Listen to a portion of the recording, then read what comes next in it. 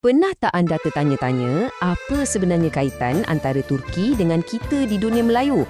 Mungkin nampak macam jauh kan? Tapi hari ini, jom kita bongkar satu jalinan sejarah yang sangat-sangat menarik, satu kisah tentang empire, identiti dan pengaruh yang jejaknya percaya. Adakah ini kebetulan semata-mata atau ia sebenarnya satu clue, satu petunjuk kepada satu hubungan sejarah yang jauh lebih mendalam dan besar? Nah, inilah misteri yang akan kita rungkai sama-sama kali ini. Baiklah, jom kita mulakan pengembaraan kita. Untuk faham semua ni, kita kena putar masa balik kembali ke zaman sebuah empayar agung yang menjadi pusat tumpuan seluruh dunia Islam, termasuklah kita di rantau Nusantara. Kunci untuk faham semua ni ialah institusi Khalifah Uthmaniyah. Sultan yang memerintah di Istanbul tu, baginda bukan sekadar raja untuk negara Turki sahaja.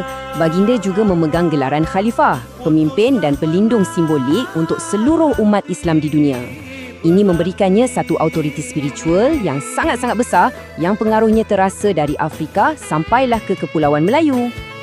Dan yang menariknya, cuba tengok macam mana orang Melayu dulu gelarkan Sultan Uthmaniyah Raja Rom. Gelaran ni bukan calang-calang tau.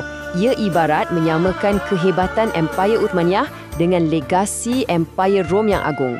Ini tanda hormat yang paling tinggi yang menunjukkan betapa gahnya imej khalifah pada pandangan kita masa tu. Dan ini bukan sekadar kagum dari jauh je.